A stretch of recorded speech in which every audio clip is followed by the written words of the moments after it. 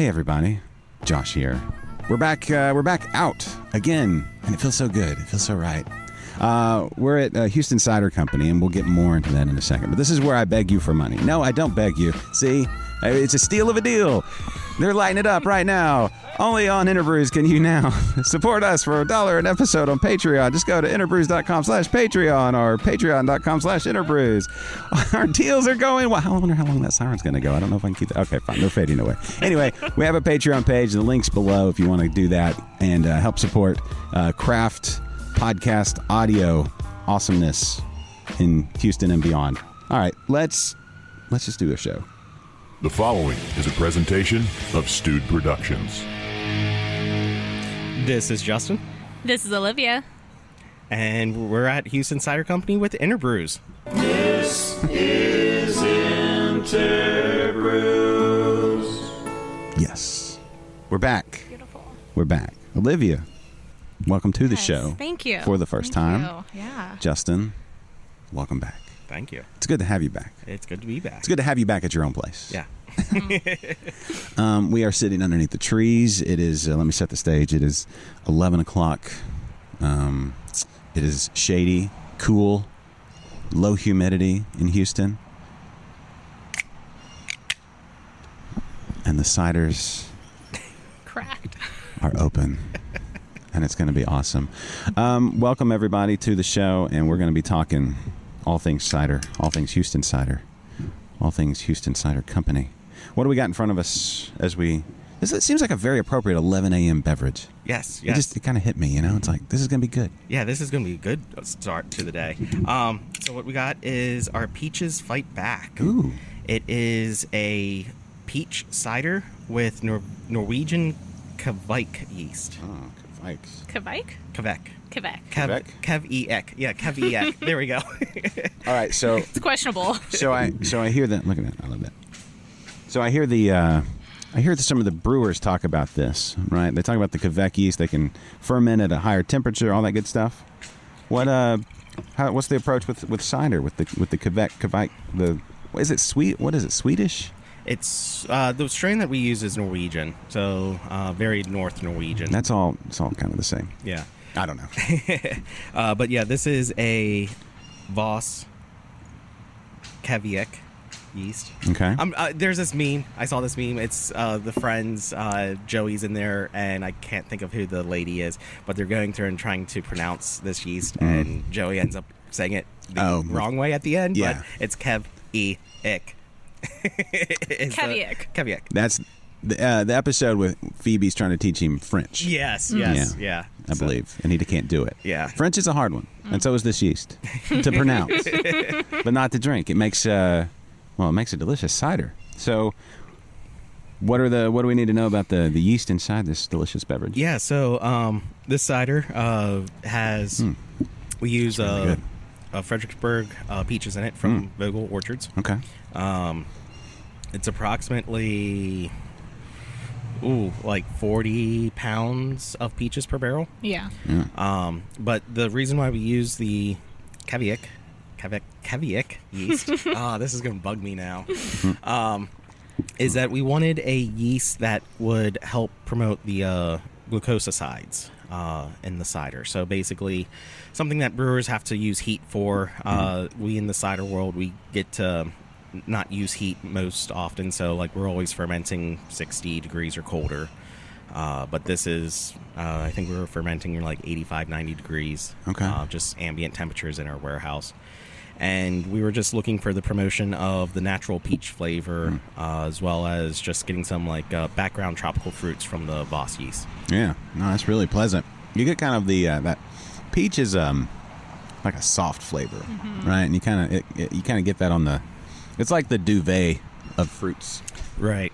Yeah, and the problem with peaches and ciders is that peach has a lot of sulfur compounds to it, and so the cider can get farty quickly. It does smell. It will smell like farts. It's like a frat house. Really bad farts. Yeah. Probably the worst frat house known to mankind. Yeah.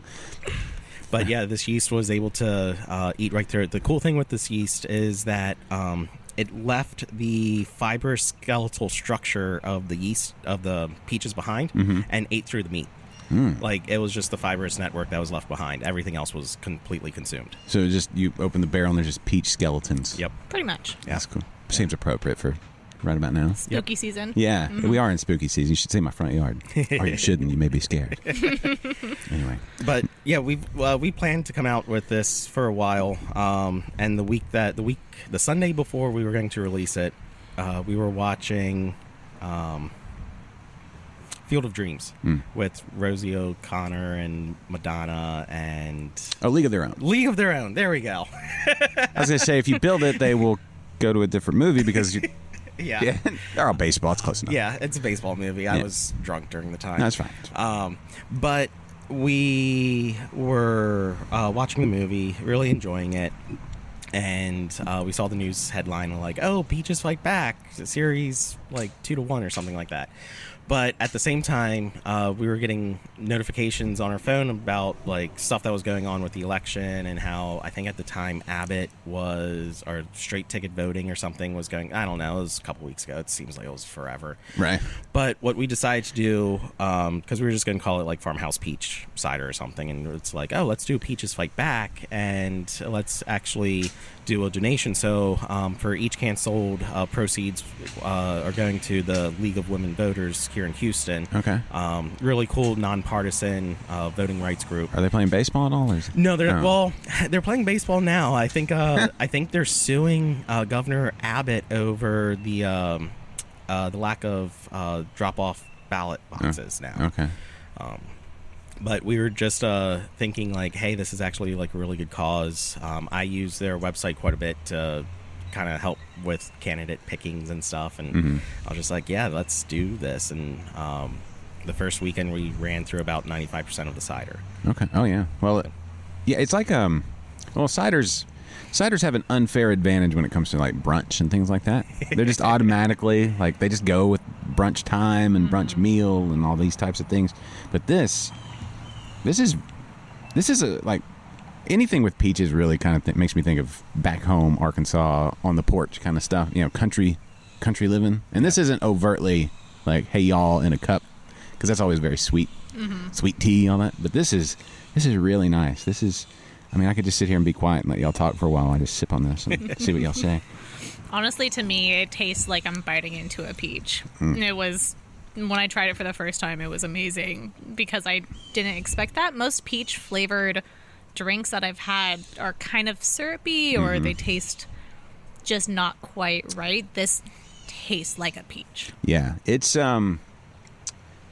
just really, it's well balanced. It's really nice. I'm enjoying it more as I get into it. Yeah, so. as it warms up, the peach flavor starts to become a little bit more pronounced. Our fridge is a little on the cooler side. Yeah, no, it's good. I like that a lot. So is this, obviously it's going to be seasonal, especially if you're going with, I was just having a conversation about this yesterday about, you know, it is sad when like, okay, maybe you only got one or two of these in the time period that it was available, but then you anticipate it for the next time. And I like the fact that if I missed it, that's even kind of sweet too, because it's like, oh, I missed it, but I'll get it next time, right? And you don't want some, I mean, there are some things you want all the time, like, you know, water. You don't want seasonal water, I guess. But like the different beverages and stuff, this is great. My brother-in-law lives in Fredericksburg, and we were up there not too long ago. That area is beautiful. I've never been. Oh, you should go when y'all are getting ready to pick out some peaches. Just, I don't know if you need to. I mean, peaches, I don't know if there's different. I'm guessing there's different varieties of peaches in Fredericksburg, even. They're everywhere. But it would be fun just to go. Just be like, you know, let's squeeze some peaches and walk around. Yeah. It's a beautiful area. Yeah, when we procured our peaches, Vogel Farms had 3 different varieties of peaches at the time. Okay. But they kind of staggered their varietals kind of are staggered. So like in the early part of June is one varietal that becomes ripened, and then there's another one in the later, and then another one, and then another one, and another one. But when we were there, we had 3 different varietals. But we were, I don't want to say we're the trash collectors of the fruit world. Right. But for good ciders, sometimes having like the over-ripened, bee-stung kind of peaches that you can't really sell to people because they'll be like, ew, that looks disgusting. Those are the kind of fruits that we like to use. We want the ugly fruits. We want the ugly fruits. How do you spell Vogel? Vogel. See, I was going V-O-U-G, like Vogue. Yeah. V-O-G. What'd you say? V-O-G what? E-L. Vogel. Okay. It sounds like it might be really close to where I was, and so now I have to look. Or maybe I just drove by it. It's right there on 290. It's a good drive. Like, it. You don't have to go through Austin. You go south of Austin. Yep. It was beautiful. Yeah, it's a great drive. Go through Somerville and then back through or whatever. Let's see. Yeah, right on 290 before. Okay, sorry. Everybody listen to me look at my phone. Yeah, that's not far from Lukenbach. Whenever they start doing concerts out there again. Yep. Yeah, that's right by my brother-in-law's house. So next time, maybe let me know. Next time you go, if you need if you want to go Fredericksburg, stay overnight. I know a guy. Okay. Yeah. I also know the Grams at High Cider. So if you're out towards the town of High, stop by High Cider. A really cool place. Some good Thai food. Really good ciders. That's cool. How many cideries do we have in the great state of Texas? We are, and I should actually know this because I'm trying to form the Texas Cider Guild with help of other cideries, but I had to take a little bit of a hiatus. But I think we're up into the 20s. Really? Yeah. Okay. Yeah. And that includes like some of the breweries that are producing cider for either just like taproom production or trying to get it out onto the market. Right. Okay. How many? Well, all right. Now do this math. Standalone ciders for cider only. Cider only, your low teens. Okay. Yeah. All right. Cool.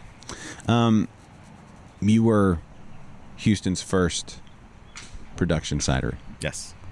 Historically, like ever, there was never a cidery before, like even back in the. Yeah, so there was a cidery before Leprechaun.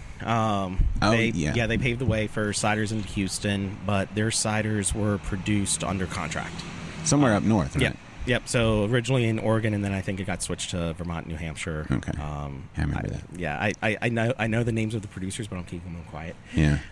But yeah, so Leprechaun Cider was the first cider coming into Houston that was like a Houston cider, but their production was not in Houston. Okay. And then Leprechaun started ending production, and that's when we started coming up online as like a first production cidery. Okay. Cool. Yeah, it's well, to have the name Houston Cider Company, as far as marketing goes. Yeah, really easy for Google search. Houston and cider. Yeah, number one across the board. I love the ciders that you make. I love dry. Most, not all your ciders are completely dried out, right? But they're on the drier side. But yeah, most of them are on the drier side. The sweetest one we have is the Tea for Victory. And it's actually not that sweet. There's not that much sugar in a 12-ounce can, but we use organic blue agave nectar to back sweeten that with a cream Earl Grey tea blend. So it's a really unique tea cider. It's my favorite. Yeah? My absolute favorite. All right, Olivia, how did you just got started? I love the new into the industry spirit. Yeah. Let's hear how did it come about? What made you want to come work at a cidery? So, I really like beer. There's a great craft beer scene in Flagstaff, which is where I was living before coming to Houston. And I just love trying beer, and so my sister moved to Houston a couple of years ago. Okay, like her already. Yeah, she's happy here. She actually works for Justin as a bartender. Okay. On the weekends when she's not doing her, 9-to-5 job. Right. But she kind of introduced me to the cider here, and I've always been interested in homebrew and wanting to get to know the process of how you make beer, how you make different alcohols in general. Yeah. And so when I found out that Justin kind of needed help, and I was slightly in a what am I going to do with my life now phase, I asked Justin if he actually wanted my help, even if I didn't know anything, and he said yes. Cool. And here I am, and I'm getting to learn how to make cider. I've made a couple of batches. Fun. I actually, put everything together for this peach one. Nice. For Peaches Fight Back, and every one that I've tried so far that I've made, I've been super excited to know that I didn't mess it up. That's the best feeling. But it's just fun to do something new, and I really love the cider that Justin produces and what he's trying to do here, and so it's been a lot of fun to get to figure out that process. That's cool. That's Yeah. cool. So what was your major at NAU? NAU. I The Fighting majored- Lumberjacks, Justin. Yeah. I majored in geology and archaeology. Okay. Mm-hmm. Any particular emphasis? Yeah, bones. I really, really like bones. Okay. So osteology or bioarchaeology, which is looking at the really old bones. Yeah. As long as there's no fleshy bits, I'm okay.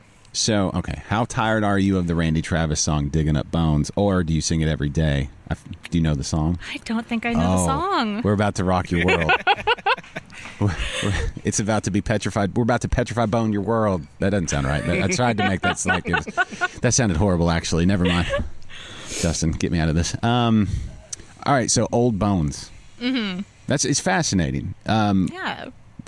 I don't know. I feel like maybe we should send you to go find where's Johnny Appleseed buried. I feel like we should do something very specific to You know, I should probably know that. And I saw a picture of his grave once. I was Yeah. like, oh, we need to go pay homage. Pay homage to his grave. And for the life of me, I actually don't know. Yeah, John Chapman. Yes. I don't want to say maybe Michigan or Oregon. I think so. Yeah, he walked around. They say he, planting apples in orchards and stuff for people, but it was actually for cider. And Yeah. so at Prohibition, all his orchards were dug up. Really? None of his original orchards are still around. Oh. Yeah, sad. Prohibition Yeah, that's a was horrible to the cider industry. Yeah. Because the cider industry before Prohibition used a lot of apple trees that you couldn't use the apples for cooking or eating. Yeah. And nowadays those are called like the heritage or the traditional type of ciders that use those kind of like super duper tannic, not so sweet sugary type of apples. Modern cideries like us, we use a bunch of culinary apples for our sugar content and provide some sweetness because people kind of like sweet things. They need a little sweetness to it, even though we try to keep them pretty dry. Right, and you can't be everywhere at all times to provide them. Right. He's a super sweet guy, but he's just one man. So we have to back sweeten the ciders. Yeah. Sorry, he could bring it to you. It's completely dry, added sweetness. Yeah. Sorry. Put it on a t-shirt. I don't know. Anyway, sad, because he went around, he would, funny, I don't know if you've watched, there's Mike Rowe hosted, it was How Booze Built America, fascinating, like 3-part series that was on Discovery Channel.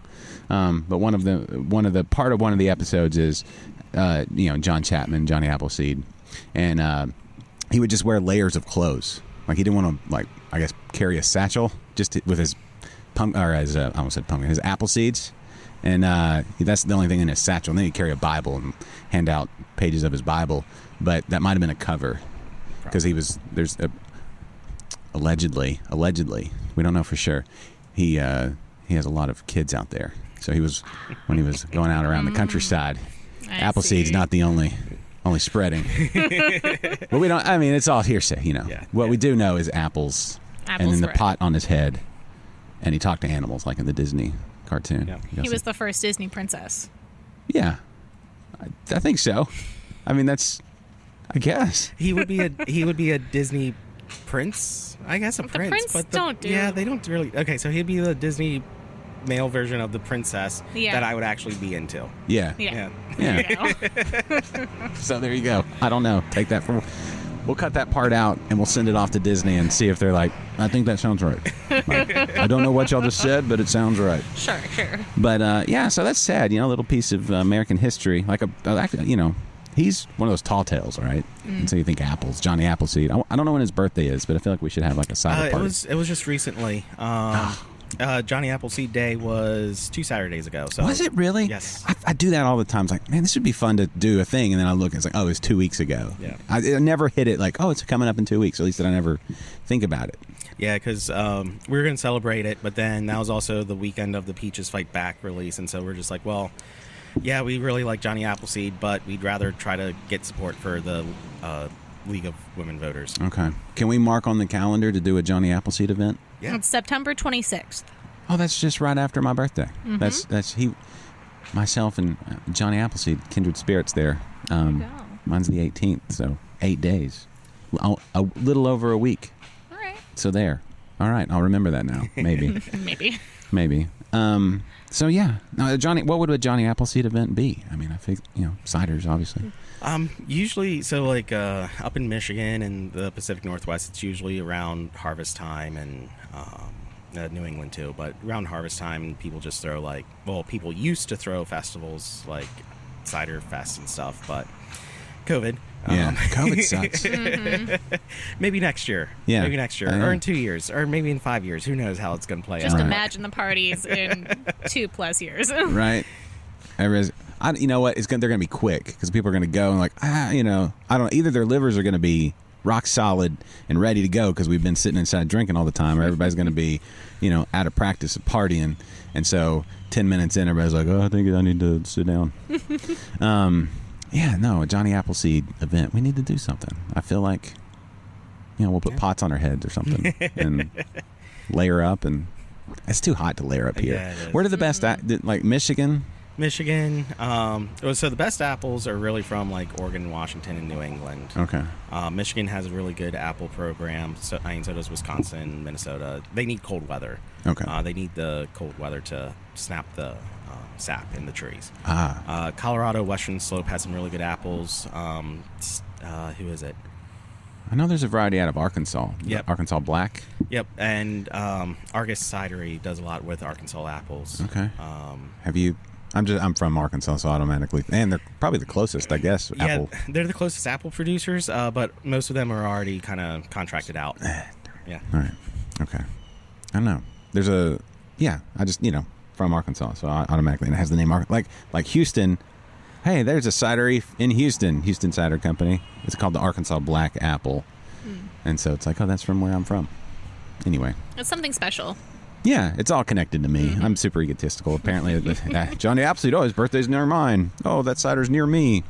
Anyway, okay, cool. So archaeology.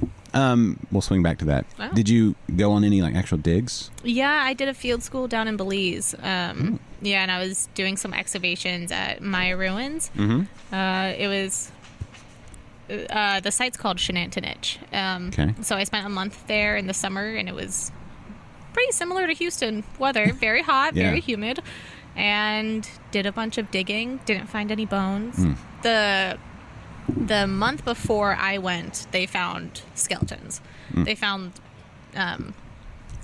underneath a house, essentially. Okay. Like their doorstep. But Oh, yeah, wow. so it's been really cool. I took osteology classes otherwise where I could focus on human remains and kind of understand what sickness is and what different illnesses affect the bones, Okay. which it was something I never really thought about besides, breaks. Right. You break, your bone's going to mend, but there's a couple of different kinds of illnesses or deficiencies that will leave marks on your skeleton. Oh, I wonder what COVID's doing to bones. Yeah, that would be a fun All one. right. We're going to have to wait another 150, 200 years to dig people up. I don't know. I think some people are turning into boneheads because of it. I think so. I think we all are a little bit in different ways. Just how does it manifest, right? Yep. Because there's one day I'll wake up like, I'm not wearing a mask again, and I walk out the door, it's like, oh, give me my mask, I'm going to catch it.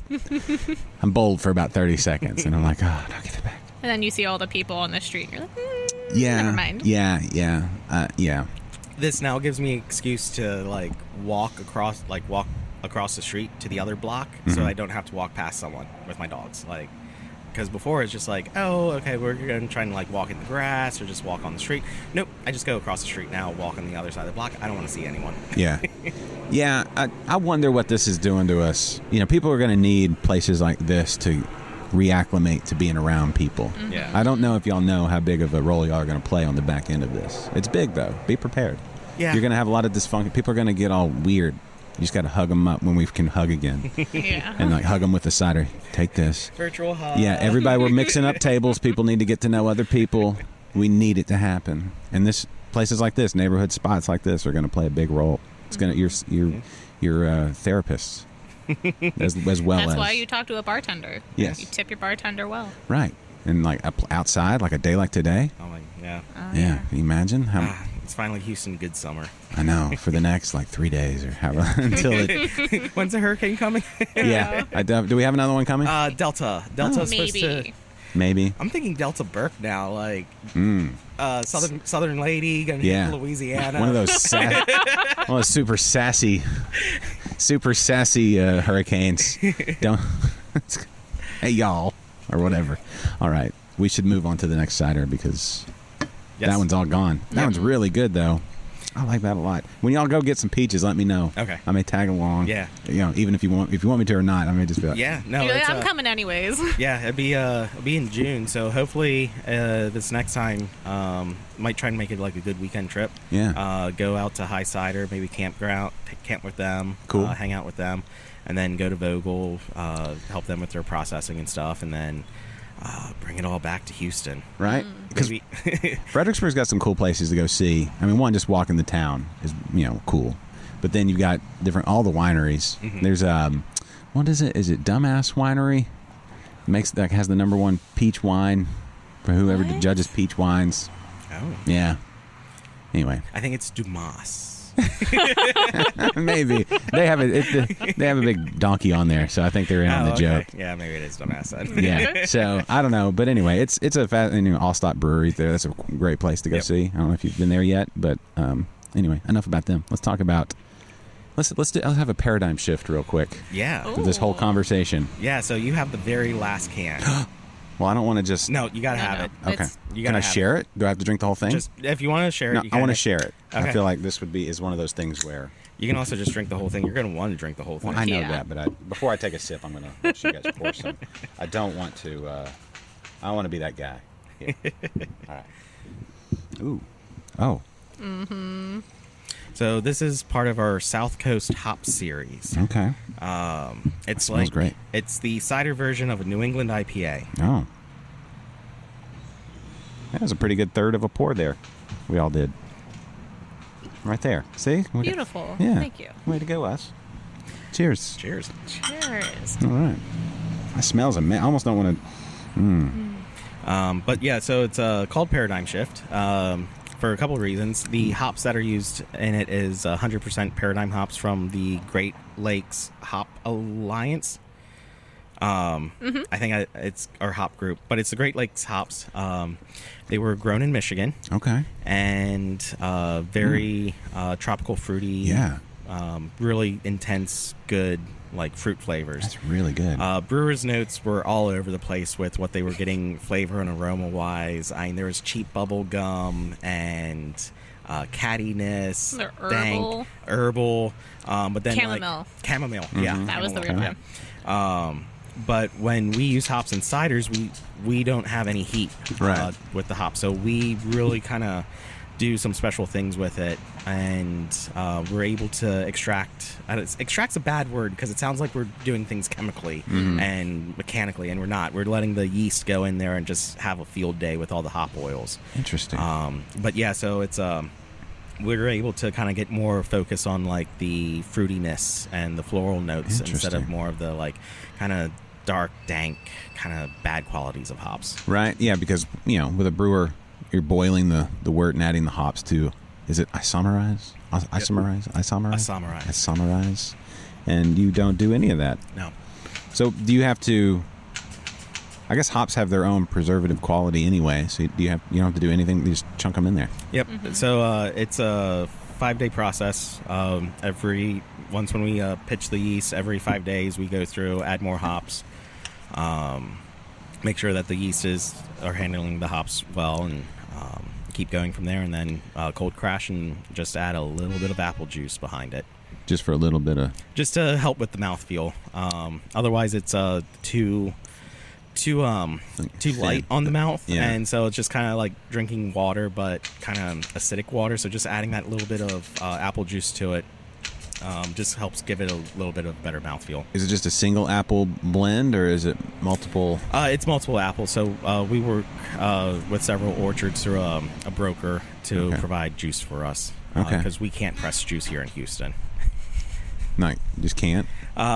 So just for us to run like a single batch of juice, we'd be looking at like 15 tons of apples that we would need to press. Sure. And then there's no way that we could handle the waste for that. No farmer in Houston area. But have you tried? No.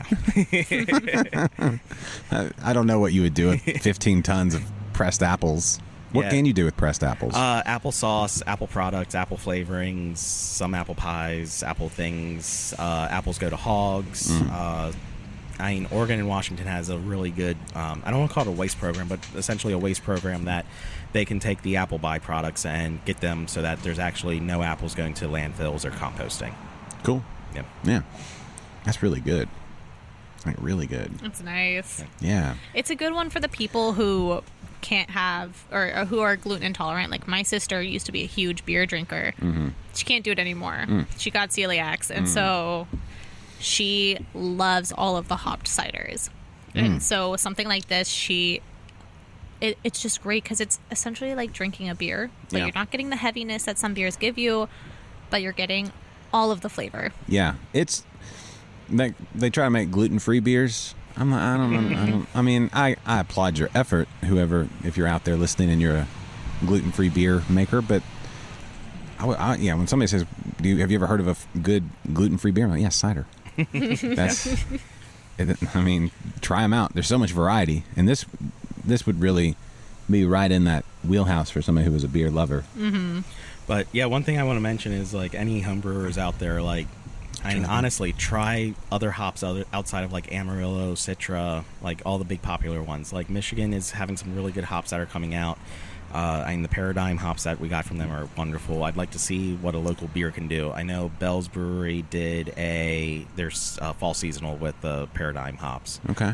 Hopeful to try and get a case of that shipped down here. Yeah. And then another hop that we have from them is Bergamot. It's they call it the OAF, the Orange as Fudge. Right. AF is the new Imperial. Yeah. So we're actually kind of changing it up a little bit. We're calling it the Notorious OAF.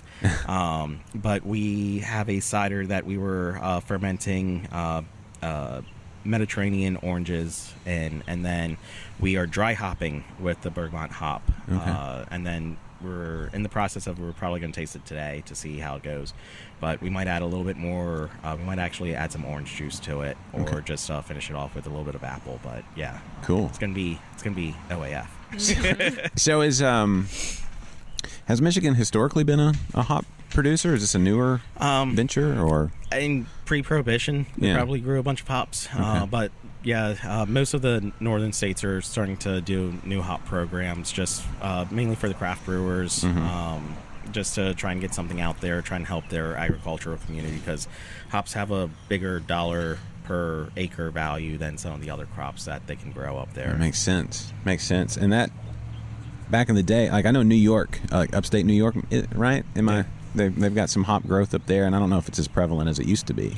No, like I know one of my friends is a professor in the University of Vermont university system, and they were looking at hop growth in Vermont again, and like trying to get the hop growing program back up and running that Vermont used to have. I don't know how that fared now, but it was a couple of years ago, and they were investigating hop growth, but I think now they're more in line with looking at marijuana and hemp to help with, because that's even a higher cash crop. Right. But for New England, they need the kind of more money to help them with the declining population. That makes sense. I would think hops long run would end up being more, I don't know, I feel like marijuana runs the risk of being commoditized, is that the right word? Pretty quickly. Yeah. Once the big businesses get into that.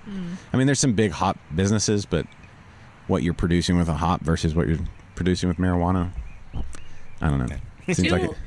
No. I was just going to ask, do hops need the cooler weather just the same way that apples kind of need? Yeah, so it's all like once when harvest is always like right in fall, because the cold weather just kind of starts snapping the sap that goes into them, and they need that they need the heat to grow and survive. Has to do with daylight hours too. Yeah, like here, I don't know if we have enough daylight hours. We have too much. Too much daylight, or no. Yeah, we have too much daylight with too much direct sunlight and heat. Yeah. They'll grow great at the beginning of like spring, early summer, and then they'll just get fried. I tried to grow some in my backyard, and it burst into flames. Up there they have, it's longer daytime hours, but the sun's not as intense, so it's not as hot. Yeah, it's like a different angle, right? Yeah. It's the angle of the sun and the earth. And the harmonies and the... You have to sing to it just right with a banjo.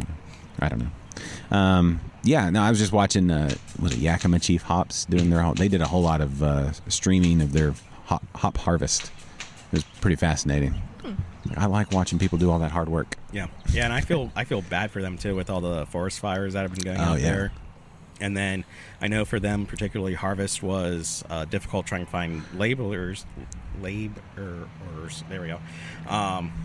Because it was also apple harvest, and the apple orchards are more closely up in the foresty areas and slopes that, well, the forest fires were there. So the apple industry was really getting all the day laborers to go and pick the apples, which kind of put the hop harvest on hold a little bit, which a lot of people are like, oh, what are we going to do? But things seem to have worked out a little bit. So everyone was able to harvest pretty well, and probably going to be a lot of smoky ciders and smoky apple pies this coming year. I was going to say, like, I know that the wine industry took a big hit with some of their wines and their grapes getting a bunch of smoke character in them. Yeah, for the apples, I wouldn't see that much smoke character to them because it's all going to be skin value and just kind of wipe off pretty easily. But it could be next year if the terroir just changed quite a bit. Then start seeing some different changes on the apple profiles. That's interesting.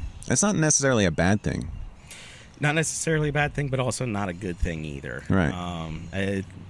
The good winemakers will be going through and looking at reformulations and trying to figure things out.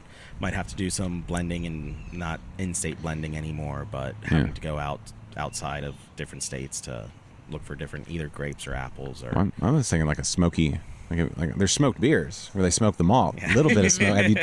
Has anybody made a smoked cider? And how would you do that? We actually did. We did a barbecued apple cider. We smoked apples over some apple wood while we were, I think, smoking a brisket. And it was okay. Yeah. I think the apples got a little burnt, but it was okay. Yeah. You got some smoked char flavor in there. Something.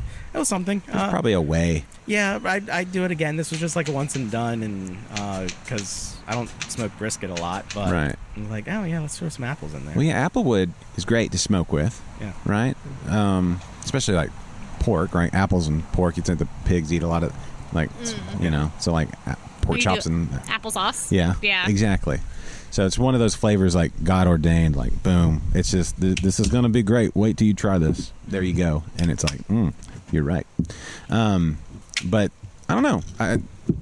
Maybe I'm an optimist, eternal optimist most of the time.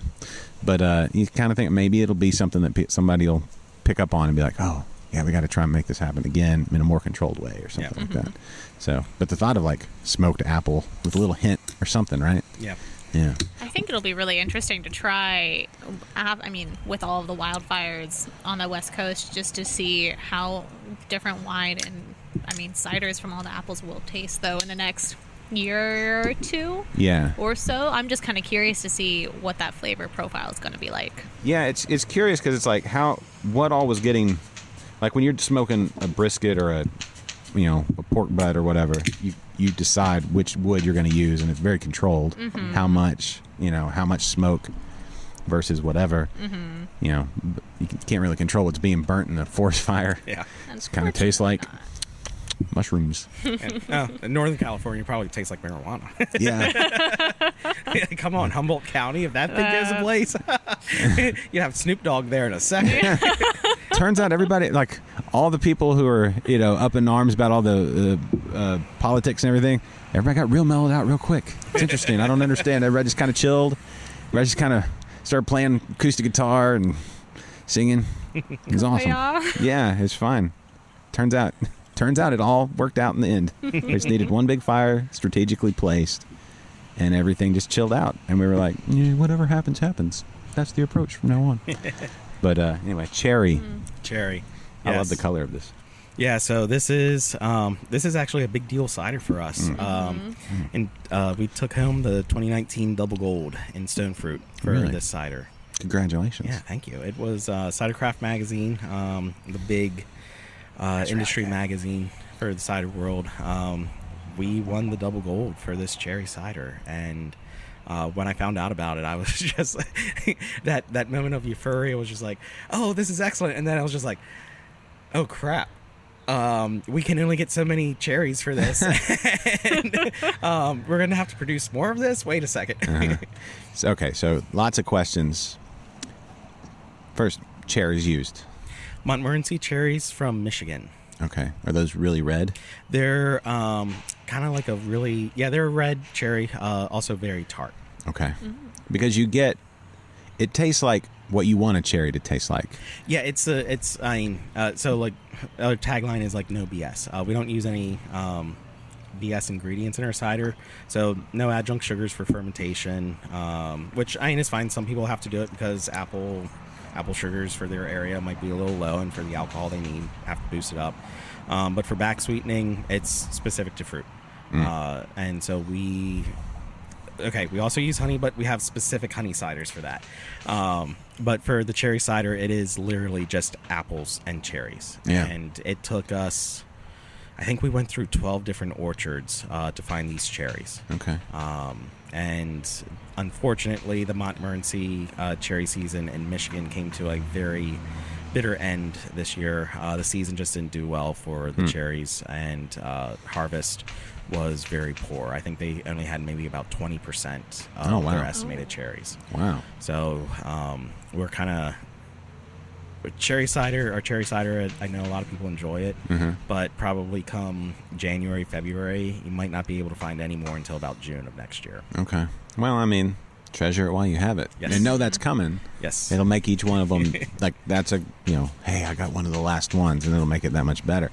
But it's not, like with cherries, I'm a big cherry fan, but there's red flavor, which is like, cherry candy and that sort of things.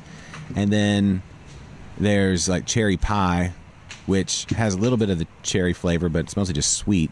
But this has cherry flavor, like actual fruit, like the fresh fruit, but with there's no real tartness. There's a little tartness, enough to keep it from being too sweet, but it's like this real round, just cherry flavor. It's really, really pleasant. It's almost like you just went and picked your own cherries. And you got them home, you washed them off, you de-stemmed them, you pitted them, and then you took an immersion blender, got it all pureed up, and then you just took a spoon and just put that in your mouth. Yeah. Seriously, that's about it, because it's just all this cherry flavor. Now, when do you add it pre-fermentation? So the cherries are actually added post-fermentation. Okay. I was going to say, because I wonder, I would imagine fermentation. Oh, poor guy. He jumped into my drink. Uh-oh. He's getting drunk. It's fine. Extra protein. It is a little bit. Fiber and protein. It's fine. It's probably okay. Yeah, it's fine. It's probably help me. Be fine. Yeah. Anyway, at least he died doing what he wanted. Yeah. He died a happy bug. He did. It's like, I just want to die in a big glass of cider. There you go, buddy. Out of all the ciders to choose, at least it's cherry. Yeah. He should. I think I just drank it. No, it's still there. All right, it's fine. If I start coughing, you'll know. He didn't die. He's back from the inside. That's kind of a cool horror movie.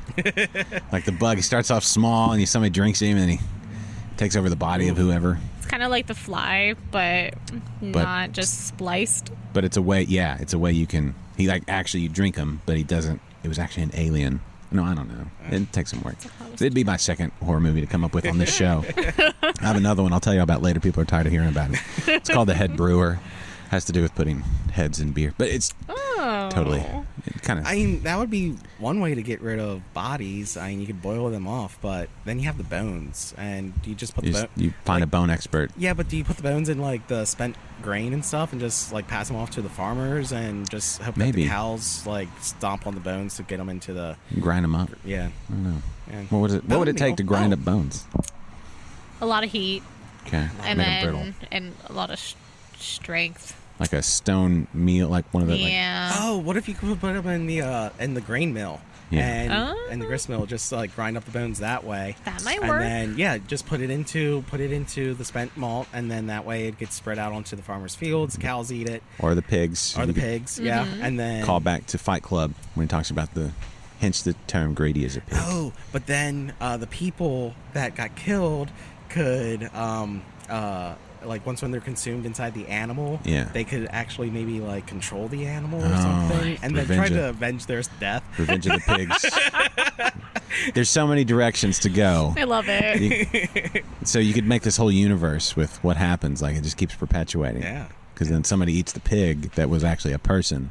What happens then? Does that mean the person comes back to life? They're talking inside of their... Yeah, they're conscious. Possessed. Yeah. They're possessed. Oh. Yeah. I think we're onto something. Yeah, you could have a one-person podcast and have 2 people on it.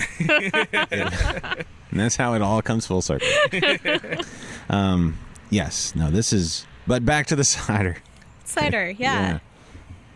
Don't put bones in it. Mm-mm. I don't think, right? No. Okay. No, Not usually. No. Although, It is spooky season. the R&D wheels are spinning now, and it is spooky season. Yeah. What bones would be best? I don't know. Does what were the fish bladders that Guinness used to use? Oh, isinglass. Yeah. Yeah. Would that is that considered bones? Is that exoskeleton kind of? I don't. Fish don't have exoskeletons, but no, that's just bladder. It's kind of close though. Muscle material. Air bladder, right? That they used to float. Yeah. Right. Okay. Yeah, the brewing world uses some really strange ingredients. I don't think they do anymore. Yeah, isinglass is still used quite Is a it? bit. Yeah. Does Guinness still use it? I think. I don't know. I don't want to push judgment on anything because, but if I would assume that if Guinness doesn't use it, they would have a vegan label on their beer. Right. But if they still use it, then it wouldn't be a vegan beer. Actually, probably check a vegan blog. That's true. They would probably, There used to be all kinds of rumors about Guinness, like their tanks have been full for since the 1700s, and then when they finally emptied them, there were rats at the bottom or something. Like I remember that being a thing, like back in the day. I don't think it's true because it doesn't make sense. No, because rats would have been dissolved in the tanks by that time. Yeah, I think even the bones too, because there should be enough acid in the bone or enough acid in the beer to dissolve the bones over like several years. Yeah, especially something that small. And there's no way they're using the same kettles and stuff from 1782 or whatever. Yeah, I mean even Yingling, they're on new tanks, and they still have their old glass fermentation tanks, but they don't use them anymore. Right. So, wake up.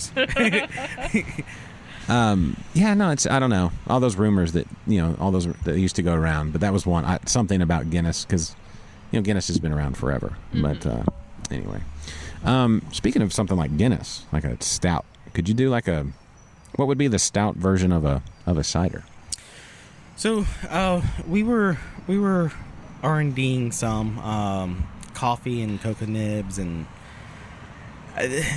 molasses.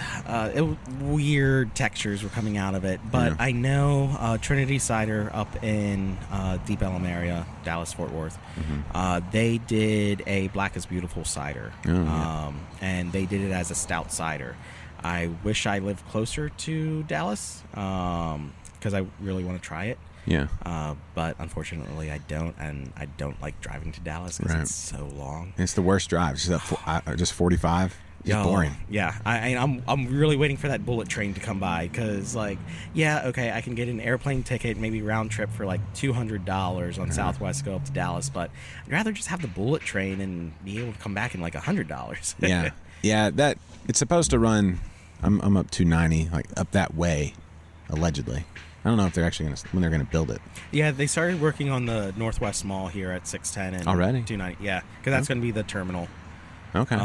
And it's supposed to have been that the Metro bond referendum from like 2002, 2004, that they were going to use the Northwest Mall for like this light rail terminus for most of the city, which thanks to Culberson got like scrapped. But at this with the high-speed rail coming in, they're actually finding ways to revive that bonded referendum. Okay.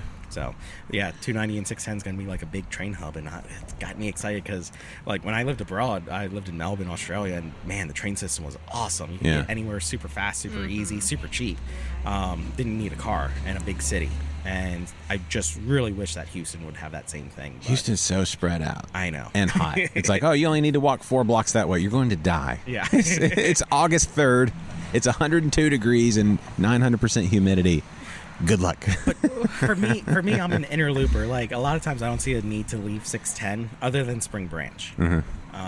Although this is probably going to come to an end, I might have to leave the inner loop. Housewise or housewise, yeah.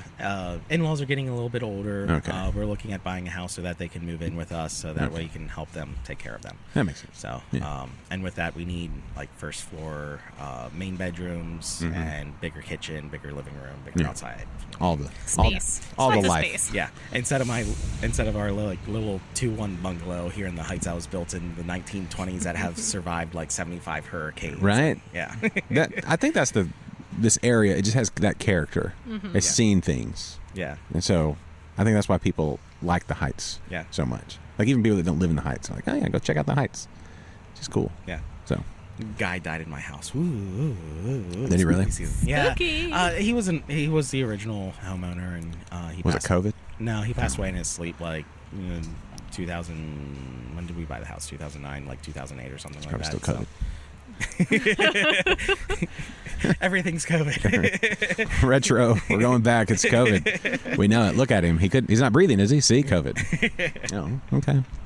Yeah. No, that is kind of spooky though. Yeah. Okay. Yeah. How old was he? 90 something.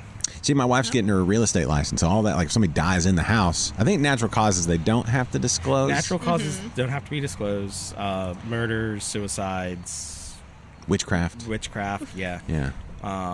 Do they have like? Is it? I haven't asked her, but if nobody died, but if there was some witchcraft, I wonder if they have to disclose. I think they do because it'll be a strange effect. Yeah. Yeah. I think so. It would definitely leave some bad juju. For Yeah. sure. Or good juju. You never know. Some witches are good. Maybe. Maybe. Yeah, some I don't witches know. are good. Yeah. I should go back to the mall. So there's this place called the Magic Cauldron down on Montrose. Yeah. It is a I guess they call themselves witches, but yeah, it's a witch shop. Okay. I know they do. Olivia's writing it down. But yeah, I know a couple people that go there, and it seems really cool. But What do they sell? Like just books and little I don't want to call them knickknacks because I don't want to belittle. Yeah. I don't want to belittle. Do they have any the Eye beliefs. of Newt? So okay, there's a strange thing. Eye of Newt. You got onto something. Yeah. I read this somewhere and I forget it. And can it be used in a cider? But go on. But yeah, Eye of Newt is actually an herb, and it could be used in cider. So there's no newts involved. There's no. So newts it's involved. vegan. Yeah, Oh. it's a vegan herb. Well, it's just an herb, but yeah, apparently, like back in Shakespeare's time, you had like some of these herbs and plants that were coming over that people were just like, oh, we don't know what we're doing with them because Yeah. the New World, like tomatoes. Right. No one wanted to touch a tomato because they thought it was poisonous, and then the Italians just took tomatoes over, and all of a sudden they just have a new cuisine. Yeah. But during the time of discoveries, the witches were using all these new herbs and stuff coming over from the mainland, and they were being called different things because they looked like things. So, like Eye of Newt, I think may have actually been oregano or something because the leaf of the oregano actually looked like the Eye of Newt. So I saw mustard seed. Oh, mustard seed. That's it. That might be it. Oh, so all right. So actually, Eye of Newt is touted by Jesus. Yeah. Mustard seed, right? Yeah. Faith, he talked about mustard seed. So there you go. Okay, that's a paradigm shift. Yeah. That is. That whole deal. It's like because I thought it was like why these poor little newts. You got a bunch of one-eyed newts running around with little eye patches. Think of how many newts you would need for like Shakespeare's Macbeth. I Yes. mean, they were adding Eye of Newt to their cauldron by like the pounds. Yeah, that's a lot of eyes, a lot of newts. Like, what do you do with the rest of those newts? Are they like this? What are the Barbecue? maybe? Or I think they probably would be too kebabs. bony. You Probably have kebabs to at fry best. them. Did they know frying techniques back then? You do a maybe. skewer? You could like with That's the so quail, too their bony. bones are soft enough to not quail, but what, the little birds that are their bones are actually kind of soft enough to once they've cooked long enough. Quail? Oh, the quail. Is it quail or whatever the little Yeah. pigeon or They're dove tiny. or whatever? They're thin. I've looked Yeah. at enough of them. They're pretty small. Yeah, so maybe newt bones are. Get Are a they lot- like bones or are they cartilage or what are they? Get a lot of calcium and potassium that way. That's yeah. for sure. Yeah. What is the what is the macronutrient content of a newt? Do they come with Is it better to eat to like like a crab and eat a fresh newt right into the, or can you have freeze dried newt? Oh. Is that what's in Fig Newtons? It's By on the- salamanders, right? Or that Kind same. of. They're in that same Ish? genre. Yeah, same genre. Yeah. Okay. I mean, we have enough brown anoles around here. We can start collecting those, and then have like Eye of Anole. There you What is go. that?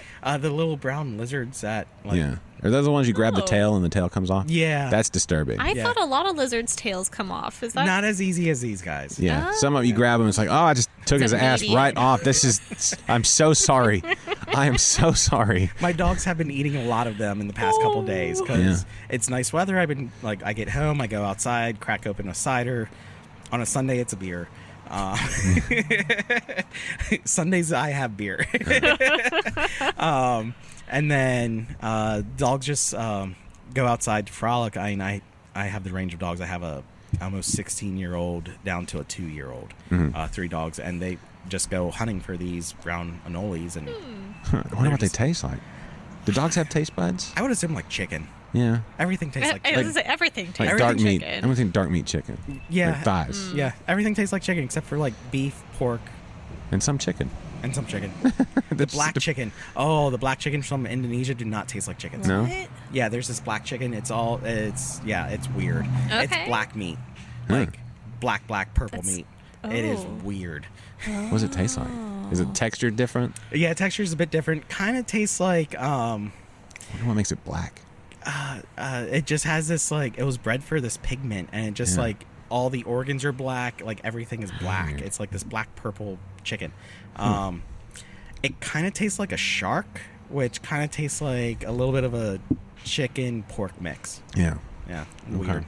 The thing, yeah, things with shark and swordfish, it's the texture. Yeah, It's not. It tastes like the flavor's kind of whatever, but the texture's a little different. yeah, Black chicken from Indonesia, you say? yeah. I think I saw one in the Look at- Heights. oh my gosh, that is talk That about is- that's Yeah, it's. Halloween meal. Can you just get those anywhere? I don't know. I want to say I saw one in the Oh my Heights gosh. somewhere. Because you're not supposed to, but several houses in the Heights have chickens, Mm-hmm. and when particularly with COVID, you go on a lot of walks with your dogs, Right. and you explore different parts of your neighborhood that you just never walked to before because you're just like, oh, it's too hot. Mhm. But in COVID, when you have nothing to do, Yeah. you're just like, I'm gonna well. go for like 2 more blocks. Yeah. And your 2-year-old dog or 1-year-old dog at the time is just like, oh, come on, more. But yeah, you start to notice all the houses with the chickens and stuff. Mhm. And I think one of the houses has the black chicken. Those are spooky looking chickens. They Even their are. eyes are black. Yeah, everything's black. That's crazy. Just imagine like being that witch and opening it up inside your house for a meal and like putting Eye of Newt in there. Oh my god.